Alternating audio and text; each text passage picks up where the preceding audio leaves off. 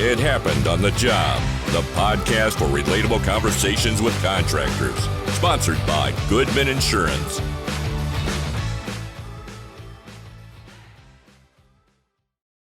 Welcome to It Happened on the Job, episode 127 today. My name is Mike. That's Brian. Yo. Our guest this morning, we have Elizabeth Mae, CFO of LAC Flooring and founder at Ellie Mae Consulting. Was it Ellie Mae Consulting or is it just Ellie Mae? Ellie Mae Inc. Ellie Mae Inc. Perfect. Awesome. Incorporated.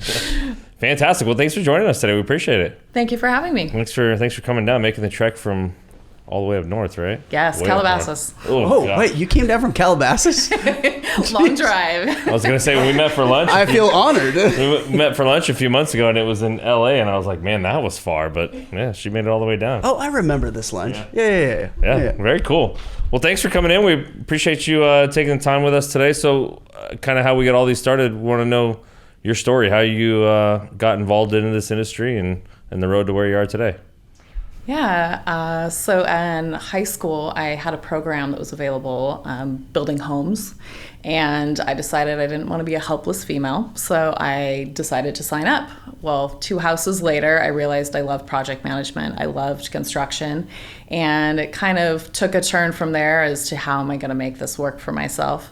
Because you didn't want to be out there swinging hammers, you just wanted to be exactly. involved. Yeah. So where was that at? Where did you go to high school? Molalla, Oregon. I was there for 2 years, a small logging community outside of Portland. I guess that makes sense in a logging community, but yeah, you don't hear that kind of program. Obviously not down here, but in most parts of the country. Yeah, they also had welding, which I took, which was fun. That's awesome. Very cool. Yeah, so in that, kind of coupled that into doing skills competitions, got scholarships, went to the local community college for project management, and then decided to move down to LA. And at that point, thought career change, went into art history, realized that wasn't for me, came back to construction. Seemed like a logical leap there from construction to art history. Yeah, I like art, so I was like, it made sense at the time, but 18 it doesn't really pay the bills like I wanted. Nope. So from there, I got in with the CPA, kind of needed to get my feet established in the community, and after that, decided to have kids. At that point, found a job that would allow me to bring my child to the office, which was fantastic. It was the best. Started off with them as a bookkeeper, got up to assistant project manager, and at that point transitioned to home, kind of started doing my own bookkeeping services for other contractors. And along the way, found Lee Armstrong Company. Worked there for 2 years before coming in as CFO, going through the sales process and ownership changes, and have been there for the last 10 years. Wow. Yes. That's pretty cool. So how did you, so obviously, I guess the biggest jump there was going from, the art history stuff, and then you've said somebody, a CPA friend, was it a friend or somebody you knew that just got a job. just random that you found a job with a CPA firm, and wow. Yeah. That's awesome. And then you obviously turned that into how can I do this with construction as well? Yes. So was there a connection with that first construction company you went into as well, or are you just putting your services out there, kind of seeing what? Putting myself out there. That's I'm always one to be kind of a go-getter, so kind of just started throwing the applications around, resumes, creating it as I go, and just kind of found one small contractor after the next that needed help. So what do you guys do at Lee Armstrong now? What are you guys focused on? We specialize in hospitals and aerospace. We're 100% commercial, and that's really kind of our niche market. Very fun. And what's it been like being CFO? What is your role there? Who are you interacting with, or those type of things? It's a small company. We wear lots of hats. Okay. You don't see very many contractors, especially, I guess, of the artisan type, right? Focusing on one aspect like that with a CFO, right? Which is probably a detriment, and will probably lead into what you're doing now. Yeah, but why you're there. Yeah, well, and also what you're doing with your consulting company. But like, did that position exist before you got there, or how? No, the Okay. position did not exist. They had an outside bookkeeper who, like most companies, wasn't necessarily doing them any favors. And as I came in as an in-house bookkeeper, realized we had lots of cleanup to do. We had a business that's very established in the industry, and with that hadn't necessarily upgraded their best practices along the way. So we inherited a lot of things that if they've always been done this way, and thought, how can we do them a little bit better? And coming in and saying, no, we really need to have some established positions rather than we work in an office together. Made a big difference for us in how we decided to grow the company. And so, just for context, what kind of revenue you guys at? How much are you guys doing roughly? About $5 million a year. See, that's what I think is awesome. Like, and there's not many contractors of that size that are willing to kind of set up the game that way, right? Like a CEO, a CFO, and a director of human resources, and whatever else it is, right? I mean, that you're kind of at that level where a lot of other contractors are just kind of winging it and I'll do all the books at night, or do it or my wife helps me with the books, or whoever else. And I think it's the fear, right, of the next job. Maybe I won't get that next job, and so then the finances won't be able to support what we need. But in fact, you're actually you're pigeonholing yourself into a corner where you're going to be in a lot of trouble later, potentially, especially on the financial side. You know what I mean? Since that's the one thing that usually I feel after many conversations tends to stop the contractor from moving forward in that way, right? They're just going to do it all themselves. Yep. So with the CFO role, there's obviously a lot of planning. There's that strategic aspect of coming in and analyzing what actual hard job costs are and how can we improve. Also managing our workforce, is subcontract labor better for us? Is in-house labor? And with that, really evaluating all of those margins and making the best decision for moving forward. That's fun. I have to imagine at this point you've kind of validated your position, right? Most definitely. Yeah. I mean, the fact that she's the CFO and she came in as a bookkeeper. Well, I just mean a lot of people. We're gonna have a CFO, but then down the line, is what they're doing actually saving or making us money versus just costing us money from a. And maybe if I'm understanding this correctly, when you came in, it wasn't that they were looking for a CFO, correct? No. Yeah, you came in and cleaned up the mess. Accounting help. And it was like, you demonstrated and created a position. You demonstrated your value. Yes. And then created a position out of that. Definitely. That's cool. Is there any aspect of what you did at the beginning? I guess let me rephrase it.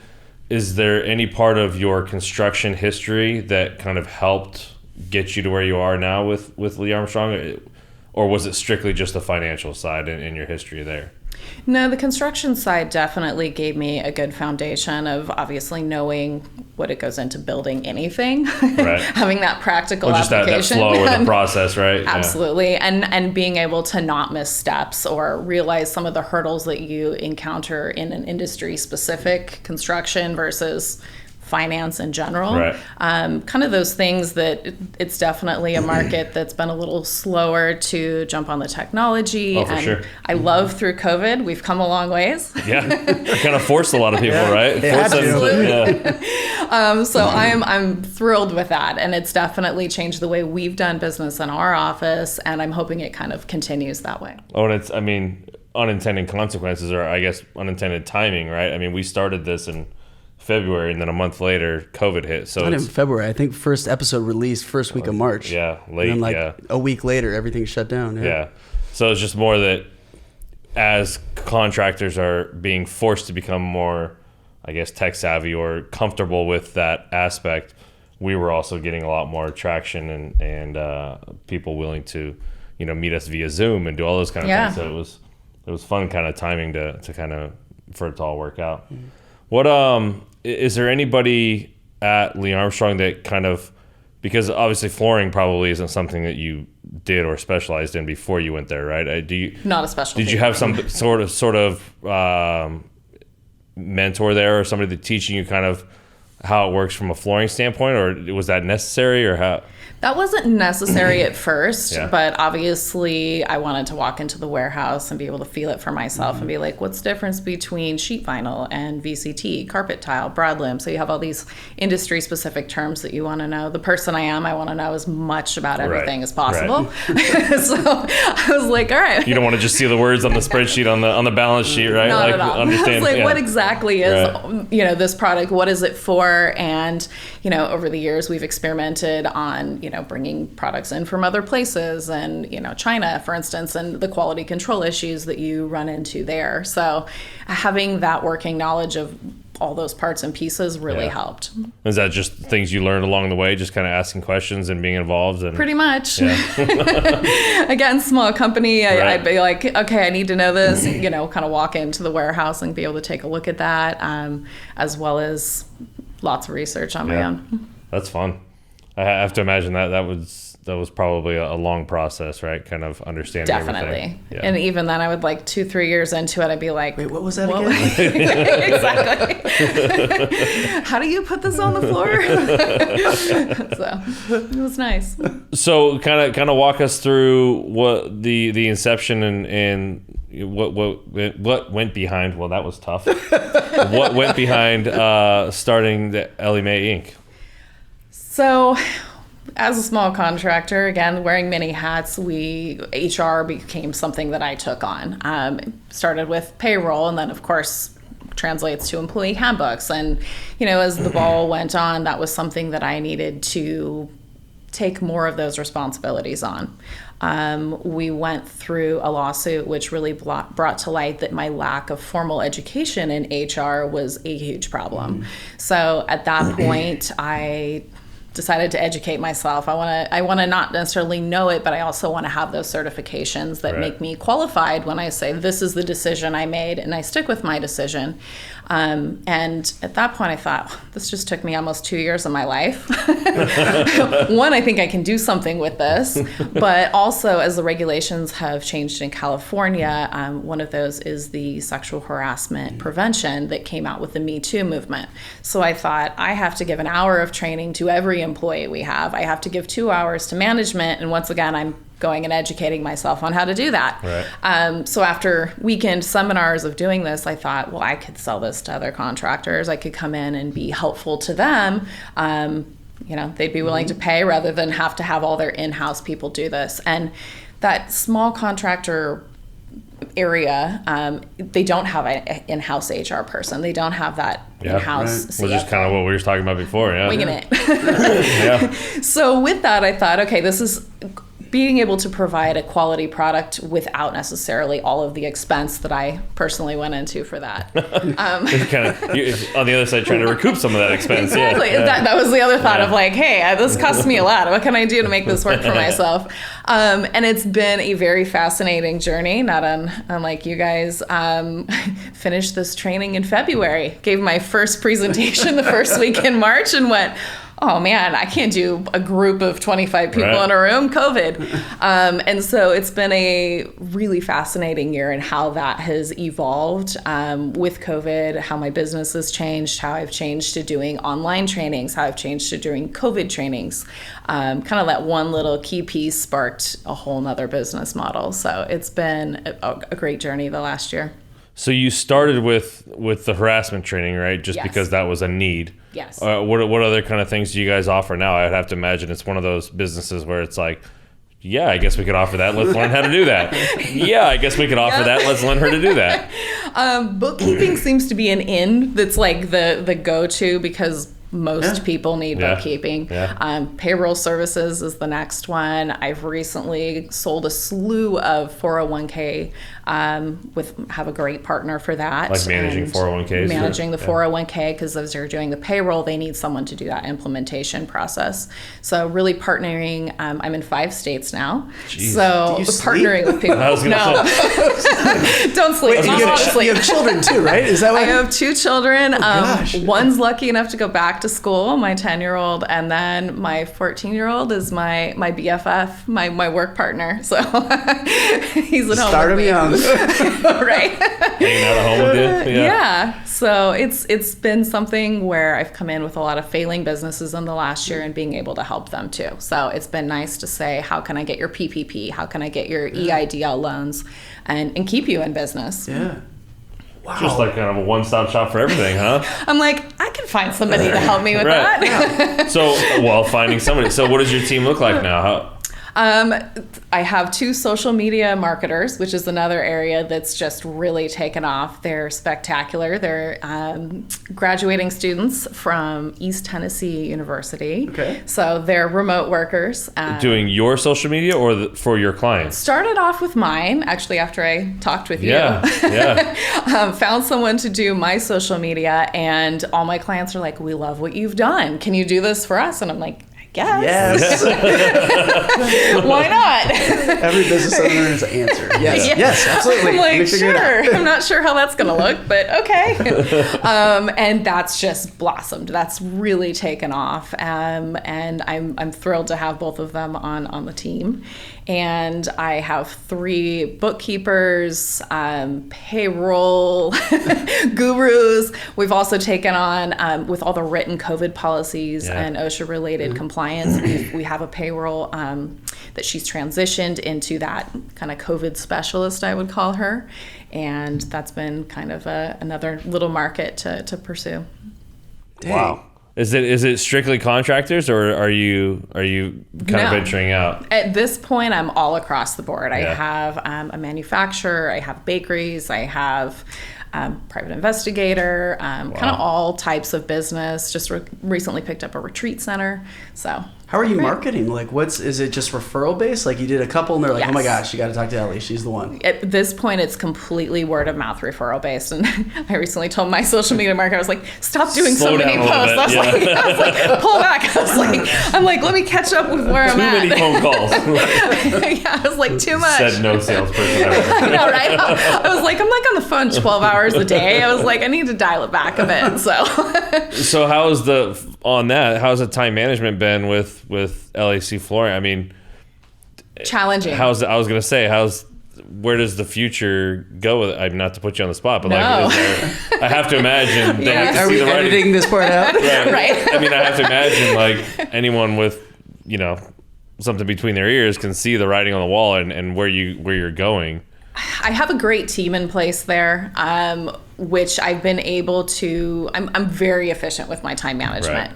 Right. You have to be at this point. Yeah. Most days about 4:30, 5 a.m. and I don't want to say how late I work. So, and just schedule Well, you said everything. you didn't sleep, so I imagine that. Not a lot of sleep. Hopefully you got a lot of phone calls on your 3-hour drive down to get taken care of. Setting up an ERP system Good. with a client, so I won't say that I was on a laptop, but definitely went that call all the way down here. So That's good though. Yeah. Not wasting any time. no, that's the way it is. Is it? Sure. I mean, do you see it transitioning to a situation where Ellie Mae takes over that part for LAC Flooring, or do you, Thought or about maybe that. your team kind of like, obviously you said you have a team there that Yes. is helping you out quite a bit. Yeah, so I've offloaded minimally. They've taken over social media. Right. Why our LAC page is so spectacular.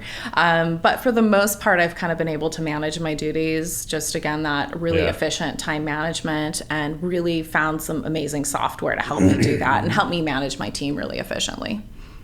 That's fun. So where I mean, do you see yourself where, I guess from a contractor standpoint, right? Like that's our niche here, and those are our listeners. How many of your clients are contractors, and where do you see the deficiencies there, like where you guys are helping out?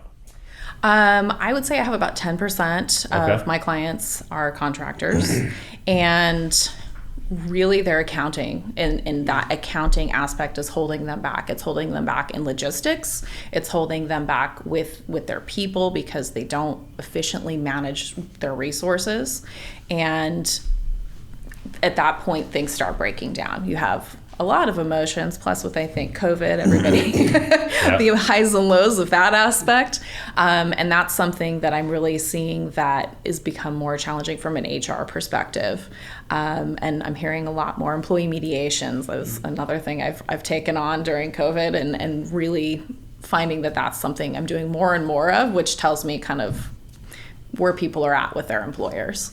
And personally, I think this has been hard on everybody at home as well. For sure. Yeah. So juggling that, and then you have workplace complications on top of that. It's kind of a hotbed there. Yeah. So really kind of coming in and learning how to streamline and be efficient with your kind of accounting practices, as well as your HR, and traveling into that mode so that you have an efficient workforce that's also a happy workforce. So we see a lot of contract. I mean, obviously what you guys offer, I think, is phenomenal. I mean, from A to Z, all of it. I feel like a lot of contractors aren't interested in all of those things, right? Especially maybe on the social media side or some of those other things. Or don't find value. Yeah. Right. Yeah. Or is it mainly just that financial piece, the accounting that you're seeing, or do you have contractors, stepping into some other services for you guys, or that maybe you didn't expect them to, like maybe the training, the harassment training and all those kind of things? And yes, the training is definitely a key piece, and that kind of falls under the HR side. Right. Training, going into creating your company culture. What is your vision for the future? And I'm seeing more and more employers going that direction of wanting that happy workforce. Yeah. Especially keeping people connected as they're working remotely has been an extreme challenge. How do you monitor that? Yeah. Do you have how do you reimburse them for their expenses? They're using their own cell phone, possibly their own computer at this point, and definitely working on plans to make that work for everyone, where everybody's happy with that. Where do you find yourself from a contractor standpoint? Again, not to focus extremely on that, but obviously that's what we're here for, but what we do, or who's listening. But where do you see you guys stepping in the most? At what level, or what point in their business do you guys see yourself stepping in, as far as their size and what they're doing, and kind of, I guess, to make it easier, right? Like, what's your ideal contractor size from a revenue standpoint, where you see them, they're big enough that they need some stuff, but small enough that they don't have a lot of these things? Where do you have an idea of kind of where they're at? Yeah. All over the place. Question. Yeah. I have contractors that do a couple $100,000 a year, and I have one that they've done almost $7 million just in the first quarter here. Wow. So I would say that it's not so much your size, it's the systems that you have in place. Right. If you're going into a period where you have growth, are you prepared for that? Right. If you grow too fast and you have no infrastructure, it's all over the board. Right. Right. We talk about that all the time, as far as having those systems in place. Yeah. Before you grow. Yeah. And I guess what you guys offer is probably pretty ideal, right? Because then somebody doesn't have to go out and find and hire all these people to put all these things in place. They can come to you and say, hey, we're growing, and then as they need things, you guys already have it all set up and ready to go, pretty much. And when you're marketing to them, are you using the accounting as kind of the wedge, or obviously everything's referral based, right? So, are they calling you saying, hey, I need help with, I don't know, we've got taxes coming up, we've got budgeting issues or whatever? Is that how you're getting in, and then they're saying, hey, do you have this as well, or do they know? I'm imagining, I imagine that they might have, because I feel like on the insurance side, right? It's kind of like, obviously workers' comp is usually on the contractor side is one of the biggest spends, right? So that's kind of, a lot of times I think our people think that's all we offer until we say, hey, by the way, we do this as well. Yeah, because that's what we market to, because that's where we're going to save them the most money and ease the most pain, right? And I guess in addition, kind of flipping it to you, is that one of those things that they are only seeking accounting help and you're offering the other services, or they're saying, or in the discovery, right? Like you're like, oh wait, there's some HR issues here that we have to deal with, and by the way, we offer this as well. Yeah. Like sexual harassment. Exactly.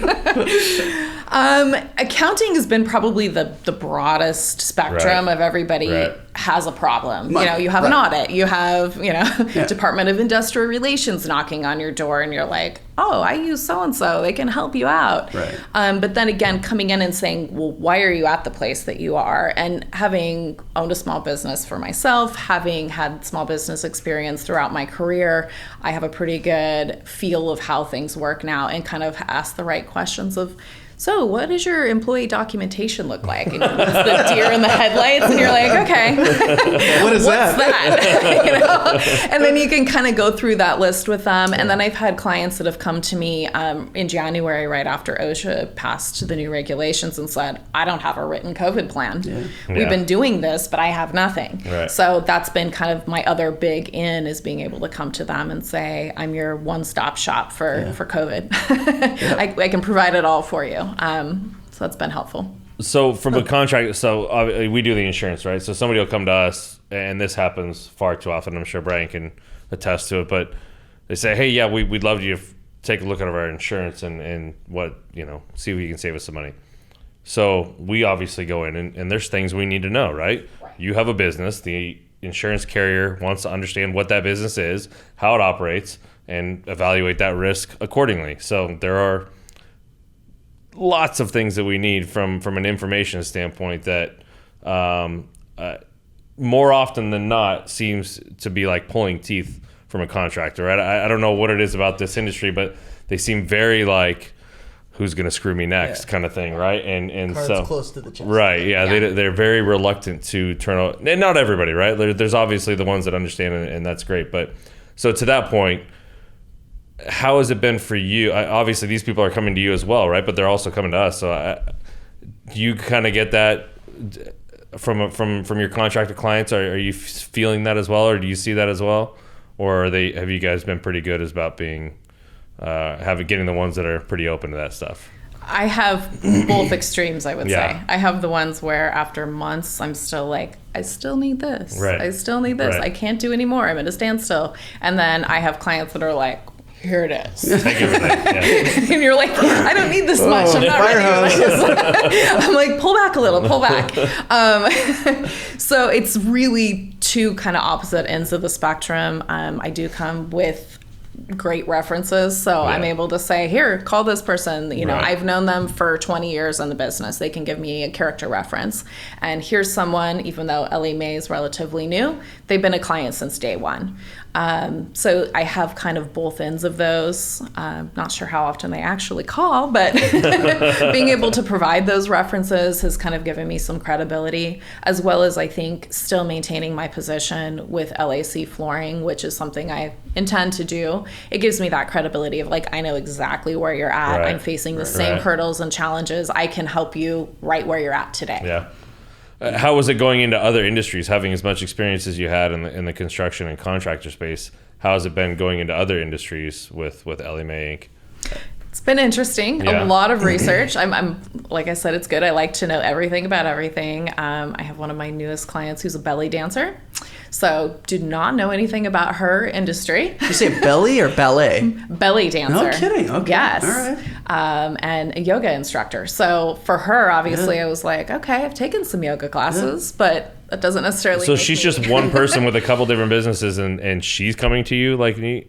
She's coming to me, helping with her social media marketing, and she has an amazing product, but we want to help her market herself a little bit better. So in that, kind of helped her with her bookkeeping needs, which is how that conversation started. Right. And then snowballed into, I have a lot of other resources and a great team of people. I mean, I've really been selective with my team so that I feel like I trust everyone. I have everyone's strengths and weaknesses and like to put them where they're going to thrive.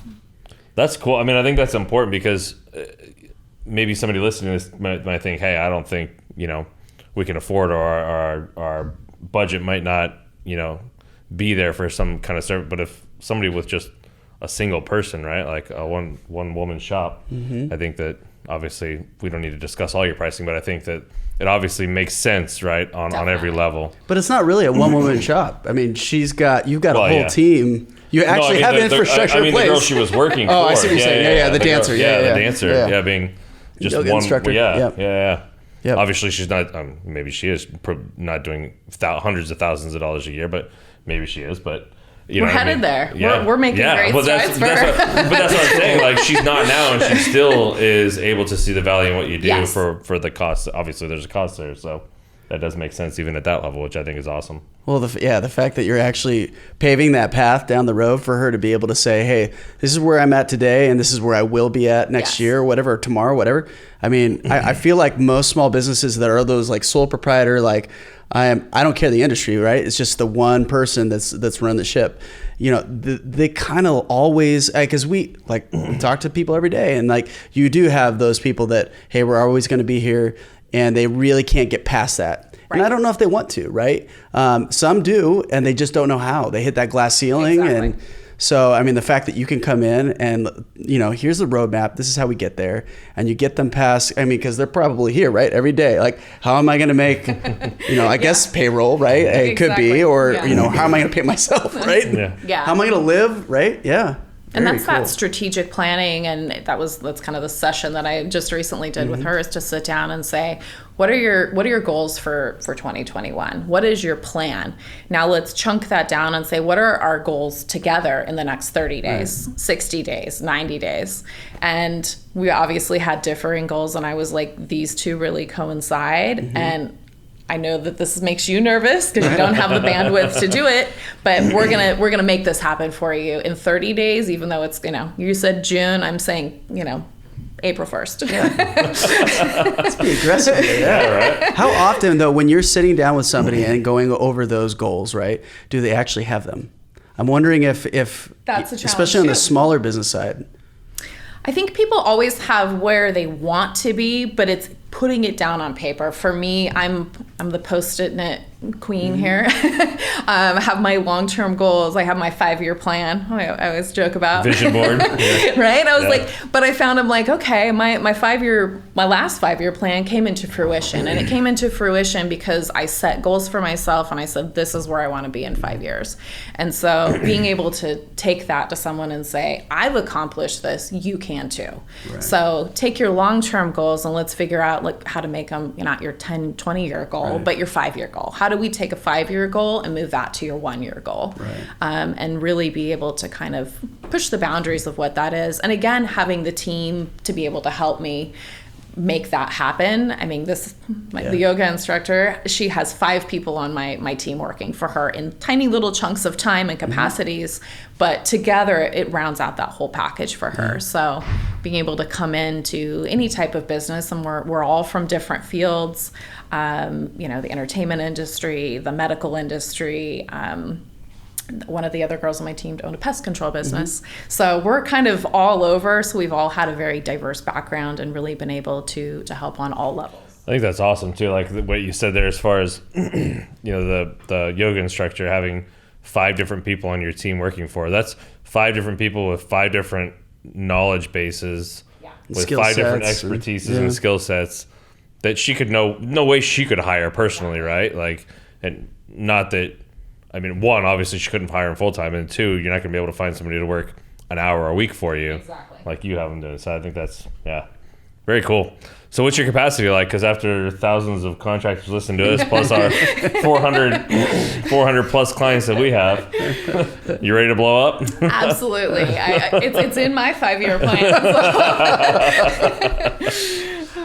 So let's talk about that. What does the future look like for you? Where are you headed? What's the goals? What's the plan? Obviously continuing to grow with Ellie Mae. I'm always on the lookout for new talent, as well as pitching to new clients. Anyone listening, happy to get resumes across my desk. And I find sometimes somebody that didn't seem a good fit for where I'm at right now ends up being a good fit in a year. So with that, I feel like I always have kind of a cache of people to pull from if I need to grow quickly, which I have in the last year. So it's been fantastic. But with that, I've also gotten involved with a nonprofit, which I'm very excited about. We're still in kind of the strategic planning aspects of that, but that's Earth Win. And kind of how that happens is we're still a little proprietary on that, but that's definitely going to be on my horizon in the next 6 months. Do they exist now and you're just creating a partnership, or is it a brand new foundation? They've existed for a while and encountered a lot of hurdles, and we've kind of, in the last week and a half, as I've met with them, kind of gone back to the drawing board a little bit. And so in the next 30 days, 60 days, you're going to start seeing and hearing a lot more coming out of Ellie Mae from them. So, very cool. Yeah. That's fun. Yeah. Well, before we let you go, we want to obviously give you an opportunity to let people know how to find you, how to get a hold of you, and all the social media channels you have. Yeah, all of them now, right? My website is Ellie Mae Inc.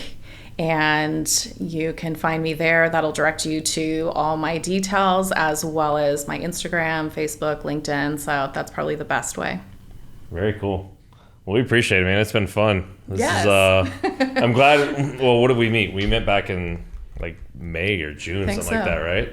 Yeah, because you and I played at a golf tournament the day after, and you were telling me. I remember down in San Diego. Yeah. I'm glad we didn't do this then. I feel like you've come a long way. In a short period of time. Just in those 8 months. Yeah, for sure. So this has been very fun. We appreciate you coming in, and hopefully keep in touch and see if we can find some cross-promotional business or something along the lines. Absolutely. Sure. Cool. Thank you for having me. No, thank you. Thank you. Appreciate it. Hey, thanks for listening. And if you've made it this far, go ahead and give us a like or 5 stars or whatever means you like us. Make sure to subscribe so you don't miss our next episode. And check out our website for more video content and extras. While you're there, shoot us a message if you want to be a guest. We'd love to have you on. Thanks again, and we'll see you next time.